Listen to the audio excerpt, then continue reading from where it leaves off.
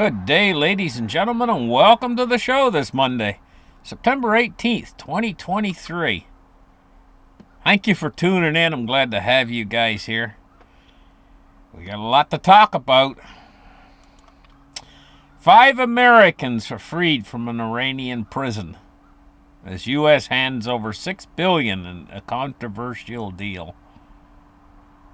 Well, what's a person's life worth? Priceless. And $1 billion nowadays. Look, probably 2 years from now, $1 billion will buy you a bag of groceries. Seriously, that's where we're going with the hyperinflation sort of deal. So I mean, yeah, $6 billion. You know what it reminds me of? It reminds me of the Austin Powers movies where Dr. Evil, he says, and he's going to hold the world hostage, but he comes back in the future, when inflation has really torn the world to pieces, but he doesn't know that. And so he holds the world hostage, and he says, for $1 million. But see, when he left, that was a lot of money. They have to whisper to him, no, that's not enough. Anyway, moving on, taking a look here. Elon Musk, he's considering Saudi Arabia for a new potential Tesla factory, and he's hunting for new locations. And he's meeting with Erdogan about potential Tesla factory and hunt for new locations. Says Elon Musk in May said that Tesla would pick a new gigafactory location by the end of the year. Says lately the billionaire has spoken with a handful of world leaders as they present enticing offers to persuade the world's wealthiest men to build a new factory in their respective country. I got an idea. Here's how it works. Build a gigafactory in America near a big city that's got a lot of homeless people, like maybe Chicago or someplace like that, or Detroit or someplace like that. Detroit's a great place. It used to be Motown, the center for automobile building, Now here's the thing. Buy a little bit more land. Not just the factory area, but some adjacent land. And on the adjacent land, put small little houses, tiny homes, thousands of them, or however many would be needed for factory workers. Right? Then get the homeless people, recruit them for the factory. No experience needed. On-the-site training. Make them sign a contract that they have to take drug tests and stuff so they know they're clean. So they got to quit taking whatever substances they're abusing or whatever. Get them off the street. Make them also sign a contract, like a 5-year contract or whatever, working for the factory, that they would be paid the accepted wage, which would be as cheap, probably, a wage as he's going to pay these workers in these other countries. And that's the reason why they're moving these factories out of America, is because American workers, they want so much money. And they can get labor cheaper in other countries. I see, the way the dollar's going, the labor's going to be cheapest here in America soon, because the dollar ain't going to be worth nothing. So there you go. Bring it back to America. That's the thing. Build the gigafactory in America and hire homeless people. And it would improve the American economy tremendously. Just saying. Gold has hit a new record high priced in yuan, and the Chinese demand is going through the roof for gold. This goes to show you guys something I told you. When the precious metals are cheap, when the precious metals are knocked down, when nobody wants them because they're scared that the price is going to even go lower, there's very little demand. But when precious metals get on a roll against your particular currency, and now it's the currency which is the Chinese currency, the yuan or the renminbi, then demand increases tremendously. And so that's what we're seeing. Chinese demand is improving tremendously because gold is hitting a new record high against yuan. Well, what happens when it starts to come over here too, and our dollar starts to go down, this purchasing power, and gold starts to go up? Demand will increase, and there's not enough supply to supply everybody in the world. If everybody in the world wanted an ounce of silver or an ounce of gold, they'd clean it, they'd strip it. There wouldn't be anything left. And so that's what we're going to see happen eventually. That's what's going to happen. I know what's going to happen. I mean, this is a no-brainer. You guys know what's going to happen. I know what's going to happen. Eventually, demand is going to return to the precious metals in a big way, and there's not going to be enough precious metals, especially silver, to accommodate the amount of demand. So then they'll put in laws or whatever to try to inhibit the purchase. You know, of course, lately in the not too distant, like what's been happening is coin store owners have been having their bank accounts frozen or ended. They just cut you off. They just like, okay, we're, they're banks. This is a hint to me that they're not happy about the silver retailers and stuff selling their precious silver that they need for industry and stuff. They only get so much comes from the mines, silver. This is where most of the silver that they're selling comes from. It's been freshly mined out of the ground. When you buy an ounce of whatever you're buying, unless it's old pre-1964 coinage, but that's in scarce supply. But if you're buying like brand new Silver Eagles or Canadian Maples or whatever, they just come out of the ground not long ago. And so mining's got to keep up with not just industrial demand, but all this demand of everything else. All this, and so it's being tugged at from many different angles. And so when these other countries are starting to high demand, and high demand comes here too, big demand, there's not going to be the metals available, and especially in the silver. A lot of people don't know this, but they don't use, they store gold away in the vaults more than they store silver away.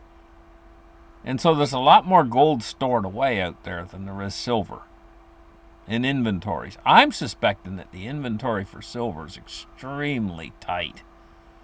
I just don't know exactly what it is, but I'm suspecting that it's very, very tight. Now there's a rally. Now, talking about something else here entirely, there's a rally in New York City, and the people are demanding the end of fossil fuels. But picture if you're one of these people that's in the rally. You probably rested that night. Maybe they got a hotel. Maybe they drove in from some other city. And they had to drive in like 300 miles. And how did they get there? To the city where they're going to have the rally? They used fossil fuels to get there.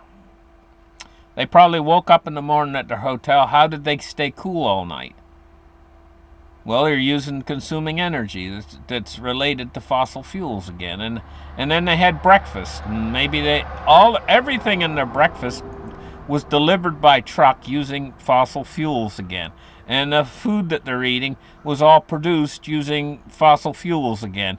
And how did they get into the rally? They probably took a taxi or something to get there, unless they walked, but probably most of them took a taxi, and then they used fossil fuels again to get to the rally. In fact, if you were to remove all the fossil fuels instantaneously, like tomorrow morning, it's come. Wonderful! No more fossil fuels. It's the end of it. Tomorrow morning, if that were to happen, well, everybody would cease to exist. Because They wouldn't have their breakfast. They wouldn't have their taxi cab. They wouldn't have their ride from 300 miles cross country in their car to get there. They wouldn't have anything. Society as we know it would completely stop.